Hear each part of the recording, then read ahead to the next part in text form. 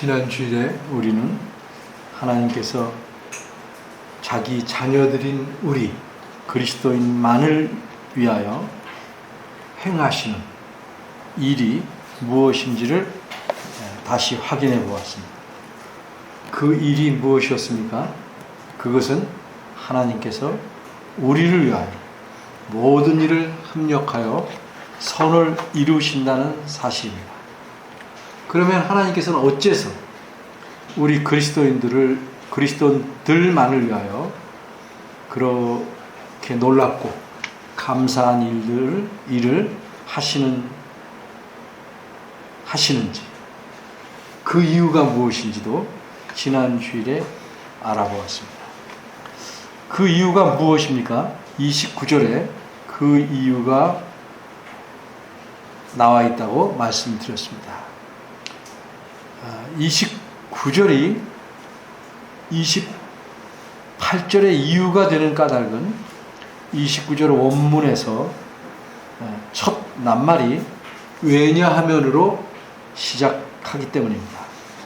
그래서 다시 한번 29절의 앞부분을 직역해보면 이렇습니다. 왜냐하면 그가 즉 하나님께서 미리 아시고 미리 정하셨기 때문이다. 따라서 29절 앞부분을 28절과 연결해서 표현하면 이렇습니다.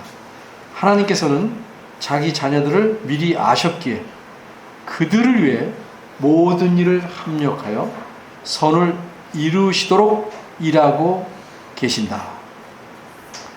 이렇게 하나님의 미리 아심, 즉 예지는 하나님께서 자기 자녀들을 미리 아셨다는 의미입니다. 그런데도 어떤 사람들은 인간의 선한 행동을 조금이라도 드러내거나 보태기 위해서 하나님께서 미리 아셨다, 예지하셨다 하는 것은 사람이 복음을 듣고 나타내는 반응을 미리 아신 것이라고 주장합니다.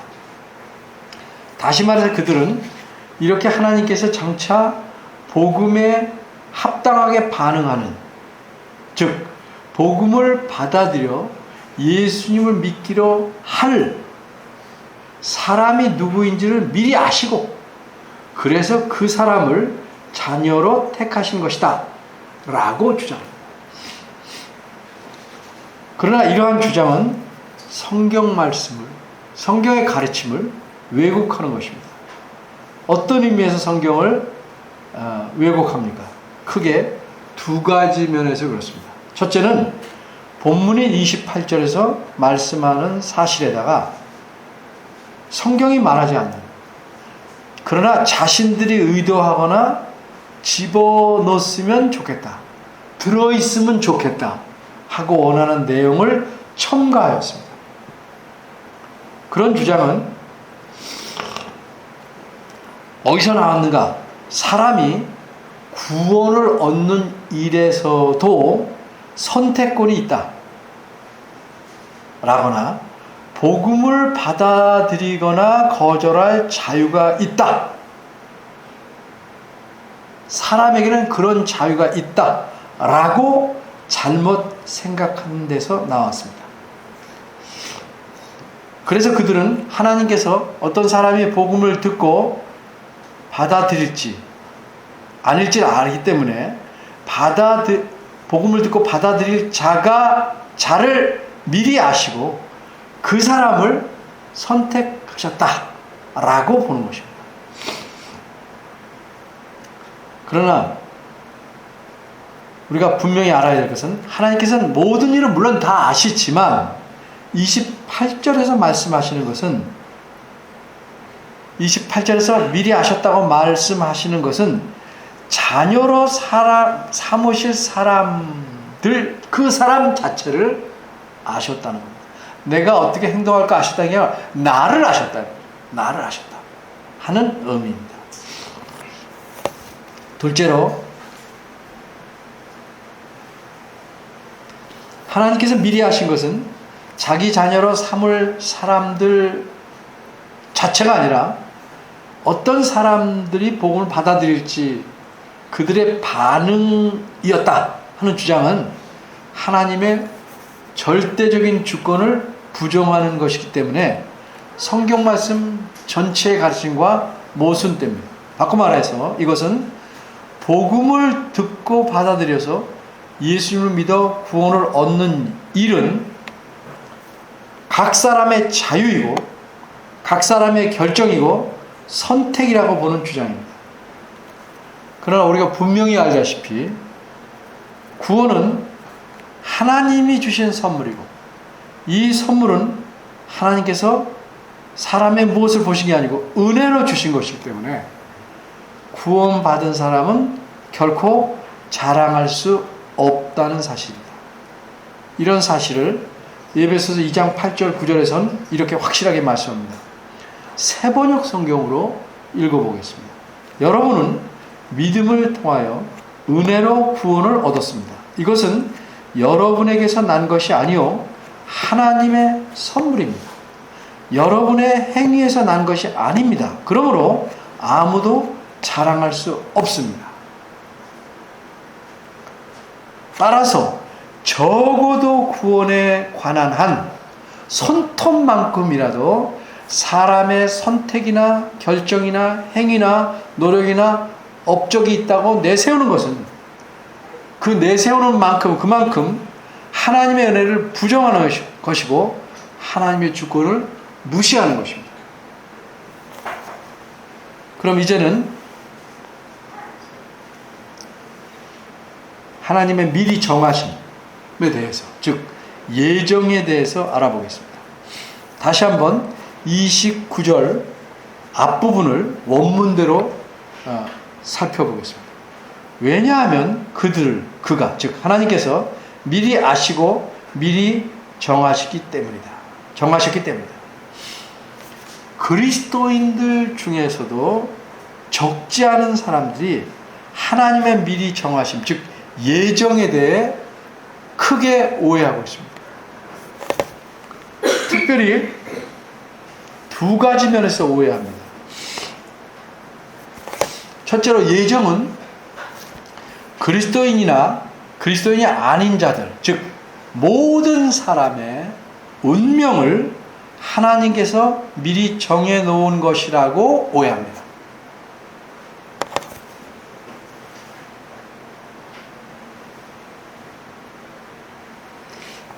둘째는 그 결과로 예정은 사람들에게서 자유를 빼앗거나 제한한다고 오해합니다. 이 두 가지 오해를 묶어서 다시 말하자면 예정을 오해하는 사람들은 하나님께서 모든 사람의 운명이나 행동을 미리 정하셨으므로 사람이 어떻게 하든지 그 결과는 하나님께서 미리 정하신 대로 되기에 결국 예정은 모든 사람에게서 그들의 자유를 빼앗거나 제한하는 것이라 이렇게 봅니다. 과연 하나님의 미리 정하신 즉 예정이 그런 것일까? 본문을 통해서 살펴보겠습니다. 오해하는 이유는 그 표현이 나온 문맥에서 이해하지 않고 자기가 드는 일반적인 생각에서 혹은 여기저기서 이렇게 얻어들은 생각을 자기식으로 또 이해해서 오해를 많이 합니다. 그래서 그 말씀을 하신 문맥을 우리가 잘 살펴봐야 합니다. 먼저 살펴볼 것은 하나님께서 누구를 예정하셨는가 하는 점입니다. 정확히 말씀드리자면 하나님께서 미리 정하신 자들은 하나님께서 미리 아신 자들입니다. 다시 말하자면 하나님께서 모든 사람을 예정하신 것이 아니라 미리 아신 자들만 예정하셨습니다. 그리고 28절에서 말씀한 사실에 비춰보면 하나님께서는 사람의 자유를 빼앗거나 제한하시기는커녕 허용하고 계십니다. 어떤 근거에서 이렇게 말할 수 있겠습니까? 그 근거는 하나님께서는 자기를 사랑하는 자들을 위해 모든 일을 합력하여 선을 이루신다고 하신 사실입니다. 어째서 이 사실이 근거가 될 수 있습니까? 이 사실이 사람의 자유를 빼앗기는커녕 허용한다고 하는 진리의 근거가 될 수 있냐는 말이죠. 만일 하나님께서 사람의 자유를 빼앗거나 제한하셨다면 모든 것을 합력하게 해서 악한 것이나 나쁜 것이나 합력하게 해서 선을 이루려고 하실 필요가 없기 때문입니다. 다시 말해서 만일 하나님께서 사람의 자유를 묵살하셨다면, 자유가 없게 하셨다면, 하나님은 어떤 분이십니까? 선하고 의로우시기 때문에 사람으로 하여금 악한 일을 못하게 하시죠. 오직 선하고 의로운 일만 행하도록 하셨을 것입니다. 그러면 모든 일은 어떻게 됩니까? 자연히 선하고 의롭게 진행될 것이고 그 결과도 좋을 것입니다. 굳이 하나님께서 모든 것을 합력해서 선을 이루도록 일하실 필요가 있어요, 없어요? 없습니다.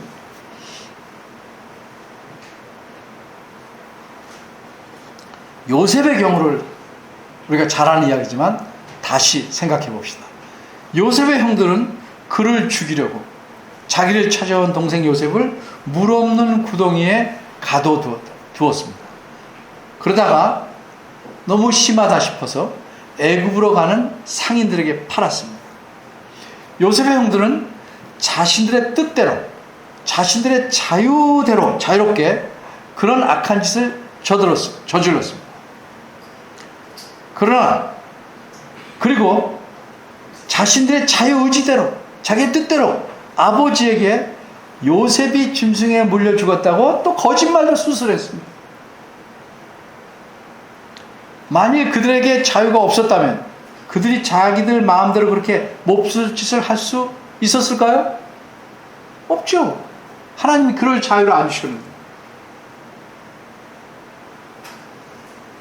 그러나 그 후에 어떻게 되었습니까? 요셉은 팔려온 노예로서 살아가다가 또 억울한 일을 당하죠. 애굽의 시위대장 부인의 유혹을 물리친 그 올바른 행동 때문에 오히려 애굽의 특수 감옥에 갇히게 됩니다. 그는 우여곡절 끝에 애굽의 총리 대신이 됩니다. 그리고 가뭄이 들어서 애굽으로 와서 요셉을 만난 형들에게 요셉은 이렇게 말합니다. 형님들은 나를 해치려고 하죠. 그들이 자유롭게 해치려고 했어요. 하나님은 오히려 그것을 선하게 바꾸셔서 오늘날과 같이 수많은 사람의 생명을 구원하셨습니다. 창세기 50장 20절 세 번역입니다. 이처럼 하나님께서 사람의 자유를 허락하지 않으셨거나 제한하셨다면 사람은 악을 행할 수 없고 죄를 지을 수 없을 것입니다. 그러면 사람은 결국 뭡니까? 로봇에 불과합니다. 많은 사람들이 성경을 제대로 이해 못하고 하나님이 주신 자유와 그 관용, 기쁜 뜻을 이해 못하고 뭐라고 말합니까? 선악과를 따먹지 못하게 하든지 그 나무를 심지 말든지 이런 식으로 하나님의 하신 일을 이해 못하고 말합니다. 그리스도인들까지도 자유가 없다면, 사람에게 자유가 없다면 하나님께서 모든 것을 다 합력해서 선을 이루도록 일하실 필요가 없습니다. 따라서 모든 사람의 운명이나 행동을 하나님께서 미리 정하셨기 때문에 그들의 자유를 빼앗거나 묻거나 제한했다고 하는 주장은 잘못된 것입니다. 그것은 어디서 생겼습니까? 오해 또는 무지에서 비롯된 주장일 뿐입니다. 그럼 이제 우리가 생각할 것은 하나님은 어째서 미리 아신 자들만 예정하셨는가? 미리 아신 자들만 예정하십니다. 하는 점입니다. 29절이 그 이유를 이렇게 알려줍니다. 그 아들, 즉 그분 하나님의 아들의 형상을 본받게 하기 위하여. 우리말에는 본받게 하기 위하여 이렇게 되는데 본받도록 예정하셨다고. 이 말씀을 좀 더 살펴보겠습니다. 여기서 그의 아들은 하나님의 아들입니다. 이분은 누구예요? 곧 예수 그리스도이심이 분명합니다. 그러면 그의 아들의 형상, 다시 말해서 예수 그리스도의 형상이란 무엇일까?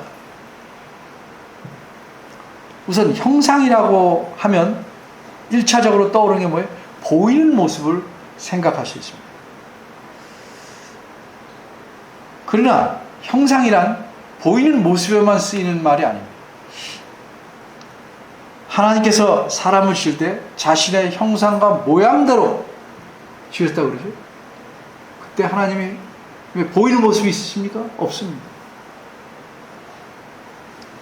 성부 하나님과 성령 하나님은 영이시기에 우리 눈에 보이는 모습이 없습니다. 그렇지만 성자 하나님으로 계시다가 예수님으로 오신 그 예수 그리스도는 어떻습니까? 그분께서 우리 죄를 대속하시려고 이 세상에 오셔서 사람으로 태어나신 이후로는 그분은 사람의 모습을 갖추게 되었습니다. 사람입니다. 그래서 예수님이 영원히 우리 눈에 보이는 모습을 갖고 계십니다. 이 다음에도 우리가 눈으로 그분의 모습을 보게 될 것입니다.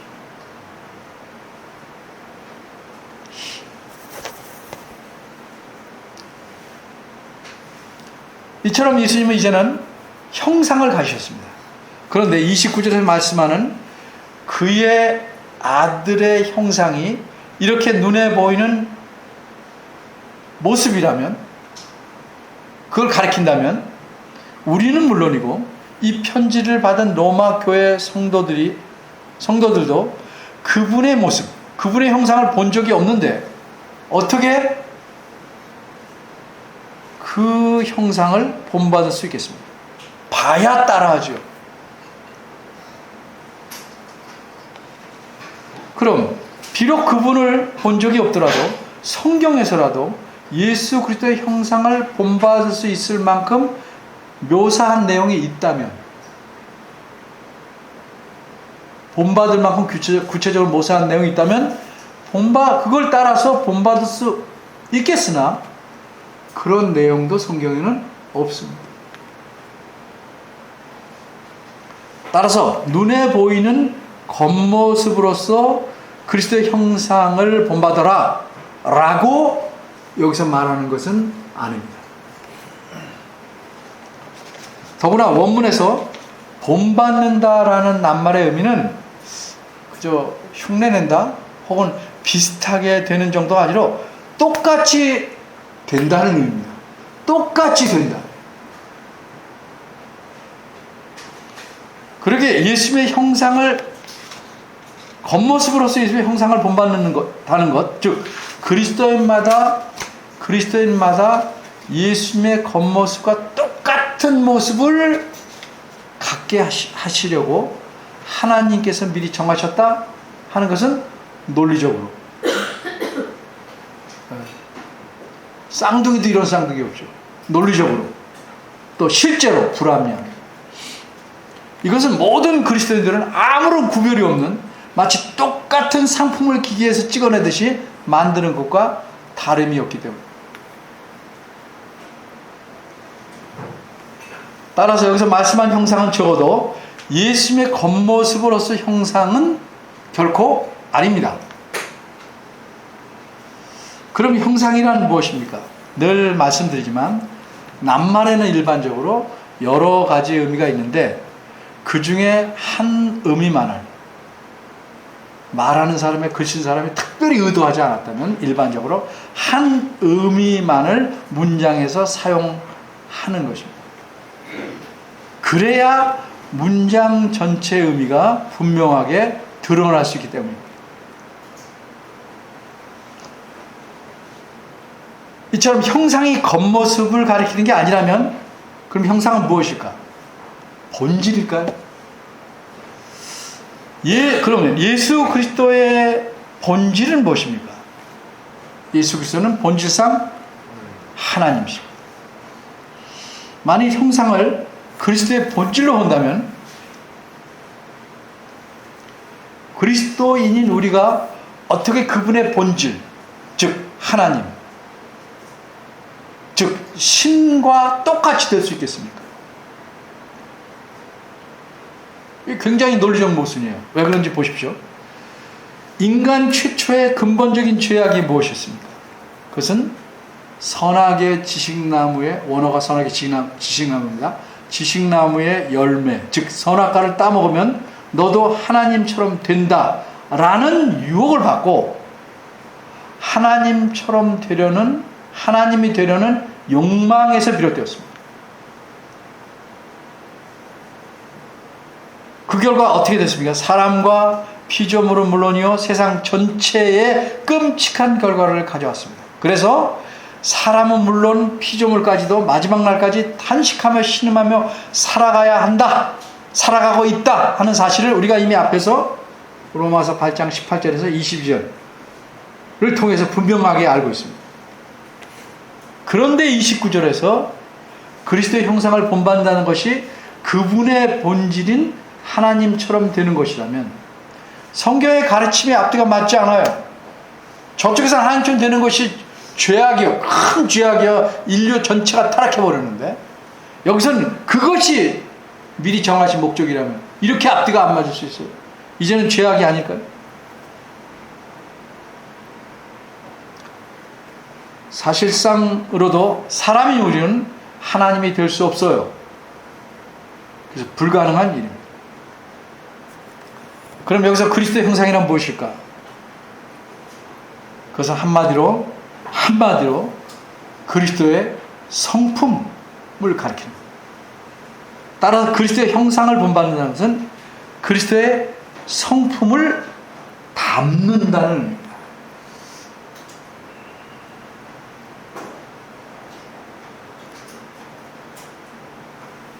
그래서 영어 성경에서는 번역할 때 일치시키다 이렇게 아예 썼어요.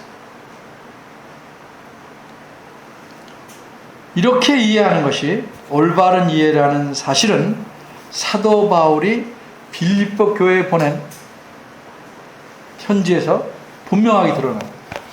사도 바울은 빌립보 교회 성도들에게 이렇게 권면하였습니다. 그러므로 그리스도 안에서 무슨 권면이나 사랑의 무슨 위로나 성령의 무슨 교제나 긍휼이나 자비가 있거든. 어떤 좋은 일, 훌륭한 일이 있다 할지라도 그런 게 있으면 마음을 같이하여 같은 사랑을 가지고 뜻을 합하여 한 마음을 품어 아무 일이든지 다툼이나 허용으로 하지 말고 오직 겸손한 마음으로 각각 자기보다 남을 낮게, 시옷입니다. 지읒이 아니고 시옷, 낮게 여기고 각각 자기 일을 돌아볼 뿐더러 또한 각각 다른 사람들의 일을 돌아보아 나의 기쁨을 충만케 하라.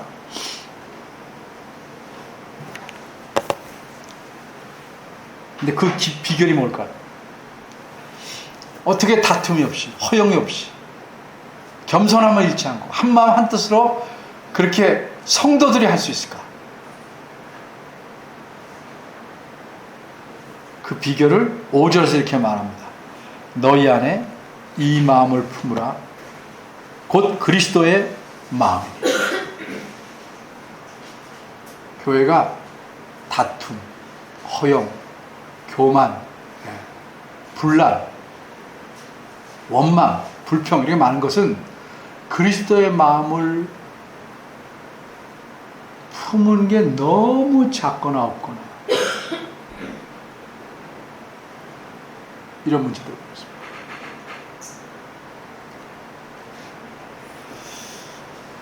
따라서 오늘 살펴본 28절에서 29절 상반절의 가르침이 이렇습니다.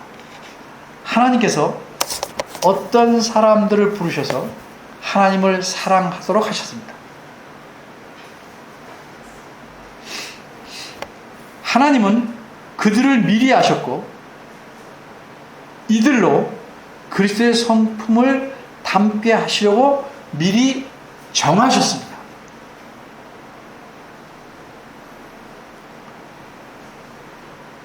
여러분은 이렇게 하나님의 은혜로 미리 하나님에게 아신 바 되고 미리 정하신 바 되고 그리고 적절할 때 부르심을 받아 예수님을 믿게 되었고 하나님의 자녀가 되었습니다.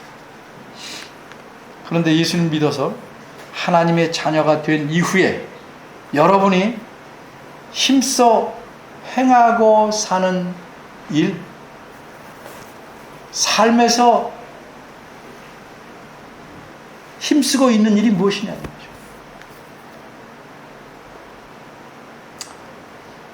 여러분이 복받고 잘 되는 거, 여러분이 행복한 거, 평안한 거, 건강한 거, 사업이 잘 되는 거, 이런 것들입니까? 물론 그런 것들도 중요합니다. 그런 것들도 하나님께서 필요할 때마다 채워주십니다. 근데 하나님께서 여러분들에게 근본적으로 가장 중요하게 여기시는 것은 무엇일까요? 미리 정하신 의도를 맞춰 살아가는 것. 한마디로 그리스도를 닮아가는 것입니다. 점점 그리스도의 성품을, 그분의 마음을 닮아가는 것입니다. 이런 일에 힘쓰지 않고 산다면 내가 원하는 많은 것들을 얻고 산다고 할지라도 그 삶은 허무하고 하나님 앞에 무의미한 삶이 되는 거죠. 목적을 놓친 삶입니다.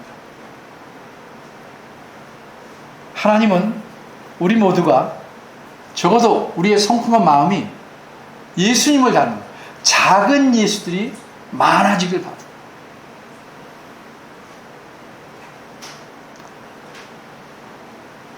그래서 과연 너희들은 나의 자녀들이구나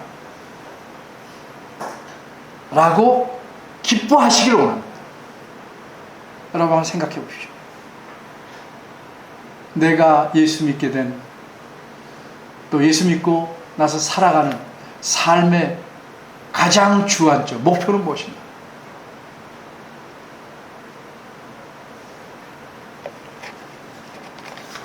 여러 가지 우리가 각자 다른 일을 하고 살아가지만 모두 공통적으로 힘써야 될 일은 뭡니까?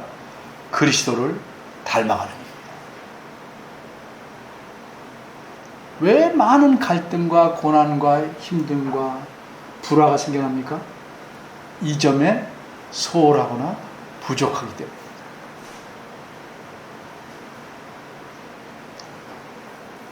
나날이 그리스도를 점점 더 닮아가는 여러분들이 되시기를 바랍니다. 기도하겠습니다. 은혜로우신 하나님, 우리를 예정하신 뜻과 의도가 무엇인지를 살펴보았습니다. 우리 안에 과연 그리스도의 성품이, 그리스도의 마음이 자리 잡아가는지 돌아보게 하시고, 그렇지 못하거나 매우 미흡함에 용서를 구하고 회개하는 마음을 주시옵소서. 우리가 이 땅에 태어나서 평생을 살아가는 것이 세상 사람처럼 세상의 이름을 남기고 높이 칭송을 받는 것이 아니라 이 땅에서 사는 동안 부지런히 그리스도를 닮아가는 것임을 잊지 않게 하시고 그리스도의 모습을 갖추도록 힘쓰는 저희들 되도록 이끌어 주옵소서. 예수님 이름으로 기도합니다. 아멘.